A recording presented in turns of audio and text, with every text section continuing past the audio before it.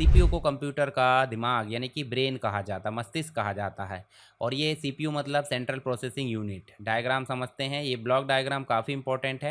यहाँ आप देखोगे तो सीपीयू के कंपोनेंट्स में सबसे पहले यूज़र मतलब हम यूज़र जब भी कोई काम कराना चाहता है कंप्यूटर से तो क्या देता है, इनपुट। और इनपुट दिया जाता है इनपुट डिवाइसेस के माध्यम से।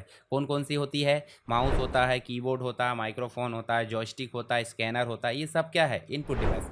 जब यूज़र इनपुट करता है तो वो किस फॉर्म में करेगा, यूनि मतलब एक प्रकार से यूज़र के रीडेबल यानी कि एक प्रकार से ह्यूमन रीडेबल जो फॉर्म होता है, जैसे हिंदी इंग्लिश जो होती है उसके फॉर्म में करेगा।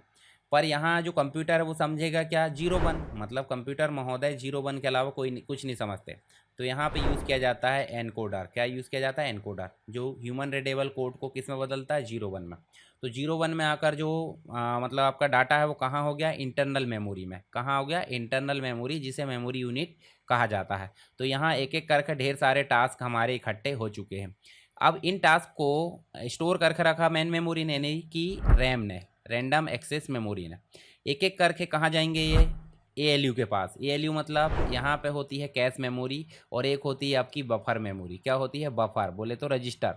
तो कैश मेमोरी एक एक करके डाटा को कहाँ ले जाता है, एएलयू यानी कि अर्थमेटिक लॉजिक यूनिट। गणितीय और सांख्यिकी गणनाओं को करने के लिए यूज़ की जाने वाली जो यूनिट है उसको एएलयू बोला जाता है। एएलयू के पास डाटा गया, प्रोसेस होने के बाद फिर मेन मेमोरी में आया, मतलब गया आया, इस प्रकार से प्रोसेस चलते रहती है।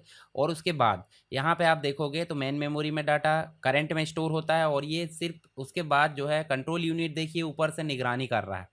ये बॉस है, मॉनिटरिंग करने के लिए उपयोग किया जाता है सीयू यानी कंट्रोल यूनिट। ये सारी एक्टिविटीज़ के ऊपर निगरानी रख रहा है। उसके बाद ये डाटा को कहाँ पहुँचा देता है, आउटपुट के फॉर्म में, आउटपुट डिवाइसेस में। ठीक है, और आउटपुट डिवाइस की अगर बात करें तो मॉनिटर है, प्रिंटर है, स्पीकर है, ये सब देखने को मिल जाती है। अब देखिए यहाँ डाटा दिखा हमको, डाटा देखने के बाद हमने क्या बोले, हाँ भाई ठीक है, मतलब अब हम जो है क्या कर सकते हैं, डाटा को मतलब सेव कर सकते हैं मेन मेमोरी से परमानेंट मेमोरी में। तो परमानेंट मेमोरी को बोल देते हैं सेकेंडरी स्टोरेज डिवाइस। क्या बोल देते हैं, सेकेंडरी स्टोरेज डिवाइस। तो यहाँ पे डाटा सेव हो जाता है। तो सीपीयू के कंपोनेंट्स के अंतर्गत मुख्य रूप से मिल जाता है कंट्रोल यूनिट, एएलयू और मेमोरी यूनिट। बाकी चीज़ें भी हमने देख लिए। आई होप समझ में आ गया होगा आपको कंप्यूटर का ब्लॉक डायग्राम यानी कि सीपीयू के कंपोनेंट्स। चलिए इसके अंतर्गत जो टॉपिक है वो हम देख सकते हैं, एएलयू जिसे अर्थमेटिक लॉजिक यूनिट बोला जाता है, कैलकुलेशन का कार्य और लॉजिकल ऑपरेशन ये करता है, जोड़ घटाना गुणा भाग तुलनात्मक अध्ययन ये करता है। इसमें एक एमसीक्यू पूछा गया है, जैसे एएलयू रिस्पॉन्सिबल फॉर, यानी कि एएलयू किसके लिए रिस्पॉन्सिबल है, तो ये है अर्थमेटिक एंड लॉजिकल ऑपरेशन के लिए। अब बात करते हैं सीयू की, तो सीयू मतलब कंट्रोल यूनिट, जो कि बॉस होता है, सारी चीज़ों को नियंत्रित करता है, यानी कि हार्डवेयर और सॉफ्टवेयर की गतिविधियों को कंट्रोल या नियंत्रित करता है। यह इंस्ट्रक्शन को समझता है, एएलयू तथा मेमोरी को आदेश देता है क्या करना है। यहाँ देखिए आपको मिलता है कंट्रोल को देना, सीक्वेंस मेंटेन करना, इंस्ट्रक्शन डिकोड करना, ये सारी चीज़ों का काम कौन करता है, कंट्रोल यूनिट।